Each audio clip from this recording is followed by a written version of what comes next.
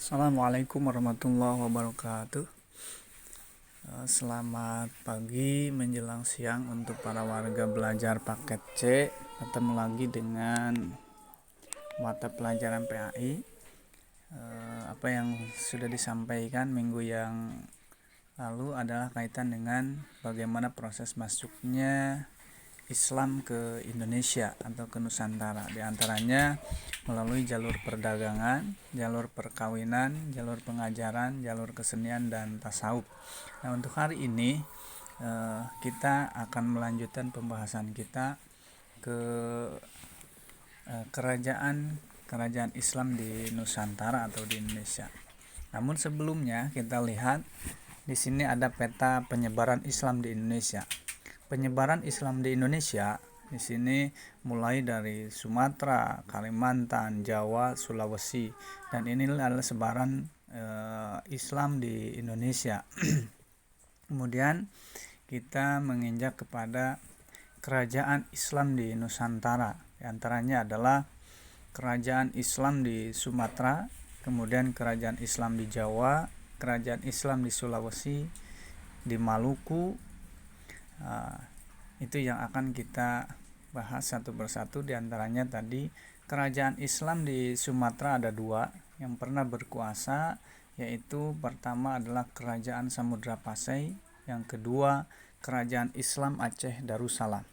Kemudian di kerajaan Islam di Jawa, pertama adalah kerajaan Demak, kemudian kerajaan Islam Pajang, kerajaan Islam Mataram, kerajaan Islam Cirebon, dan kerajaan Islam Banten. Kerajaan Islam di Sulawesi adalah kerajaan Gorontalo, kemudian kerajaan Islam di Maluku, kerajaan Ternate dan Tidore. Kerajaan Islam kerajaan Islam di Sumatera adalah yang pertama tadi kerajaan Samudra Pasai. Kerajaan Islam Samudra Pasai adalah salah satu kerajaan Islam yang pertama ada di Indonesia, yang berdiri pada abad ke-13, yang didirikan oleh salah seorang raja, yaitu Marasilu, yang bergelar Sultan Malik As-Saleh, kisaran pada tahun 1258 sampai dengan 1297. Kesultanan ini merupakan gabungan dari dua kerajaan. Pertama yaitu kerajaan Samudra dan kerajaan Pasai. Penggabungan dua kerajaan itu dilakukan oleh Marasilu. Menjadilah sebuah kerajaan dinamakan dengan kerajaan Samudra Pasai. Di mana letak kerajaan ini? Terletak di pesisir timur Aceh, tepatnya di Lok Semawe atau Aceh Utara, yang berbatasan dengan Selat Malaka. Yang mana Selat Malaka ini merupakan salah satu pertemuan jalur perdagangan internasional. Sehingga kerajaan Samudra Pasai pertama kerajaan Islam di Indonesia, karena di situ terjadi transaksi jual beli, kemudian transaksi internasional, sehingga orang-orang yang beragama Islam yang berasal dari Arab, dari Gujarat, di situ terjadilah pertemuan di situ, sehingga kerajaan Islam di Sumatera yang pertama adalah kerajaan Samudra Pasai. Siapa saja raja-raja yang memerintah di Samudra Pasai? Pertama adalah Sultan Malik As-Saleh sebagai pendirinya, yaitu pada tahun 1258 sampai 1297. Kemudian Sultan Malikul Thohir.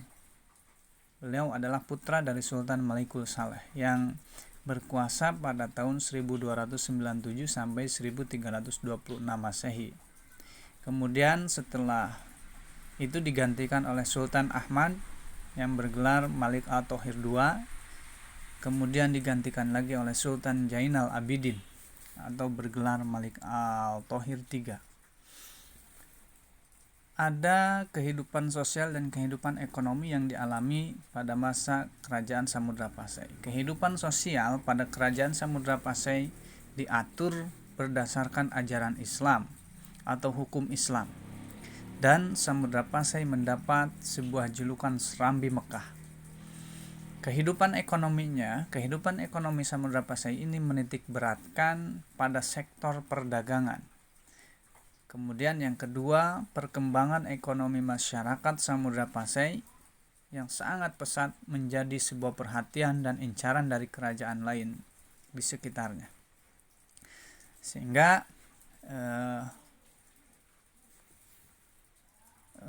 Samudra Pasai ini menjadi salah satu kerajaan yang sangat disegani, karena selain dari kehidupan sosial yang diatur secara Islam, kemudian juga ternyata perkembangan ekonomi masyarakatnya sangat pesat. Kemudian yang kedua adalah Kerajaan Aceh Darussalam. Kerajaan Islam Aceh Darussalam ini berdiri pada abad ke-15 Masehi dan didirikan pertama kali oleh raja yang bernama Sultan Ali Mugoyat Shah, berkisar pada tahun 1514 sampai dengan 1530 Masehi. Kerajaan Aceh ini merupakan penyatuan dari dua kerajaan kecil, yaitu Lamuri dan Aceh Dar al-Kamal. Letak yang geografis, kerajaan Aceh ini terletak di Pulau Sumatera bagian utara dan dekat jalur pelayaran dan perdagangan internasional, yaitu Selat Malaka. Kemudian ada beberapa raja-raja Kerajaan Aceh Darussalam yang memimpin pada Kerajaan Aceh Darussalam. Pertama adalah Sultan Ali Mugoyat Shah. Pada masa pemerintahannya, Aceh berhasil memperluas kekuasaannya dengan menyatukan kerajaan-kerajaan di sekitarnya, seperti Kesultanan Samudra Pasai, Perlak, Lamuri, Benua Temiang, dan Indrajaya, Kesultanan Pedil, dan menguasainya pun dapat ditaklukkan meskipun Pedil bersekutu dengan bangsa Portugis. Kemudian Sultan Salahuddin. Sultan Salahuddin ini merupakan putra dari Sultan Mugoyat Shah. Pemerintahan Salahuddin sangat lemah di sini, bahkan selalu memberikan peluang kerjasama dengan Portugis. Akibatnya Salahuddin dijatuhkan oleh saudara kandungnya sendiri, Raja Ali. Beliau naik tahta menjadi Kesultanan Aceh Darussalam dengan nama sebutan Sultan Alauddin Shah pada tahun 1537 sampai dengan 1568 Masehi. Kemudian digantikan oleh Sultan Iskandar Muda pada tahun 1607 sampai dengan 1636 Masehi. Kesultanan Aceh Darussalam ini mencapai puncak kejayaannya di bawah pemerintahan Sultan Iskandar Muda. Sultan Iskandar Muda ini lebih memperhatikan pula kegiatan-kegiatan keagamaan, seperti membangun masjid, kemudian juga wilayah Aceh ini semakin luas, yaitu membentang dari pesisir barat Sumatera sampai dengan Bengkulen, pesisir timur Sumatera sampai Siak, Johor, Pahang, dan Petani. Dengan kekuasaannya yang luas, dengan penyebaran agama Islamnya, maka di bawah kepemimpinan Sultan Iskandar Muda inilah Kerajaan Aceh Darussalam dinobatkan menjadi puncak kejayaan Kerajaan Aceh Darussalam pada masa pemerintahan Sultan Iskandar Muda. Sultan Iskandar Muda ini kemudian digantikan oleh Sultan Iskandar Sani. Pada saat ini juga Aceh masih dapat mempertahankan kebesarannya. Setelah Iskandar Sani meninggal dunia, yang bersamaan waktunya dengan jatuhnya Malaka ke tangan POC, Aceh mulai mengalami masa-masa kemunduran, bahkan menjadi salah satu faktor kehancuran dari Kerajaan Aceh Darussalam. Di bawah kekuasaan Sultan Sapiauddin 1641 sampai 1675 Masehi, banyak daerah-daerah yang melepaskan diri dari Aceh karena bangsa Belanda berhasil mempraktikkan politik adu domba atau the divide et impera. Kemudian menginjak selanjutnya kerajaan Islam yang berada di Jawa. Kerajaan Islam yang pertama kali di Jawa adalah Kerajaan Demak. Kerajaan Demak ini adalah kerajaan Islam pertama yang berdiri di Pulau Jawa. Setelah jatuhnya Kerajaan Majapahit, kerajaan Hindu, maka muncul Kerajaan Demak sebagai kerajaan Islam pertama di Pulau Jawa. Kerajaan Demak ini secara geografis terletak di Jawa Tengah dengan pusat pemerintahannya di daerah Bintoro.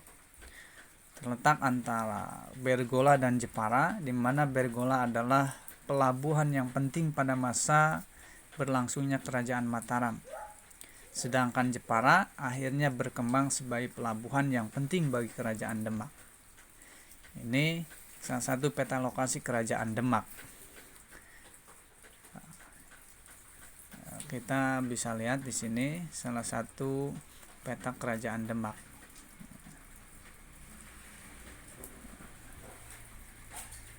Kemudian raja-raja yang memerintah Kerajaan Demak antara lain yang pertama adalah Raden Patah, yang kedua Dipati Unus, yang ketiga Sultan Trenggono.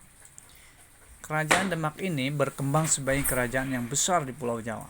Dengan rajanya yang pertama adalah Raden Patah, ia memiliki gelar Sultan Alam Akbar Al-Fatah yang berkuasa sekitar tahun 1500 sampai 1518. Pada masa pemerintahannya, Kerajaan Demak ini memiliki peranan yang sangat penting dalam rangka penyebaran Islam di Pulau Jawa. Karena Kerajaan Demak ini berhasil menggantikan peranan Malaka setelah Malaka jatuh ke tangan Portugis pada tahun 1511. Kehadiran Portugis di Malaka ini merupakan sebuah ancaman bagi Kerajaan Demak di Pulau Jawa. Untuk mengatasi keadaan tersebut, maka Kerajaan Demak pada tahun 1513, Kerajaan Demak ini melakukan penyerangan terhadap Portugis di Malaka yang dipimpin langsung oleh Adipati Unus atau yang terkenal dengan sebutan Pangeran Sebranglor. Kemudian puncak kebesaran Demak ini, Kerajaan Demak ini terjadi pada masa pemerintahan Sultan Trenggono pada tahun 1521 sampai dengan 1546. Karena pada masa pemerintahannya ini Kerajaan Demak memiliki daerah kekuasaan yang sangat luas, dari Jawa Barat sampai ke Jawa Timur membentang itu dikuasai oleh Kerajaan Demak. Kemudian pada masa pemerintahannya Sultan Trenggono memiliki dua tindakan yang menjadi Demak mencapai puncak kebesarannya atau kejayaannya. Di antaranya adalah pertama, pada masa pemerintahannya menentang Portugis dan memperluas wilayah kekuasaan Demak. Tidak pernah bekerja sama dengan Portugis. Kemudian yang kedua, tindakan yang diambil oleh Sultan Trenggono adalah mengislamkan daerah-daerah yang masih dikuasai oleh kerajaan Hindu, terus memperluas kekuasaan Islam. Maka dapat dilihat ini merupakan peta kekuasaan Kerajaan Demak. Dari Jawa Barat sampai Jawa Timur membentang peta kekuasaan Kerajaan Demak. Dan ini terjadi pada masa Sultan Trenggono dan menjadi sebagai puncak kejayaan Kerajaan Demak. Baik, mungkin itu yang perlu saya sampaikan. Ada beberapa tugas yang perlu Bapak Ibu, saudara-saudara yang harus dikerjakan ya. Yang pertama, sebutkan kerajaan yang pernah ada di Pulau Sumatera. Nomor 2, kerajaan pertama di Indonesia adalah kerajaan apa? Kemudian nomor 3, sebutkan kerajaan yang pertama kali di Pulau Jawa. Kemudian yang nomor berikutnya, pada masa pemerintahan siapakah Kerajaan Aceh Darussalam mencapai puncak kejayaannya? Dan yang terakhir adalah pada masa pemerintahan siapakah Kerajaan Demak mencapai puncak kejayaannya?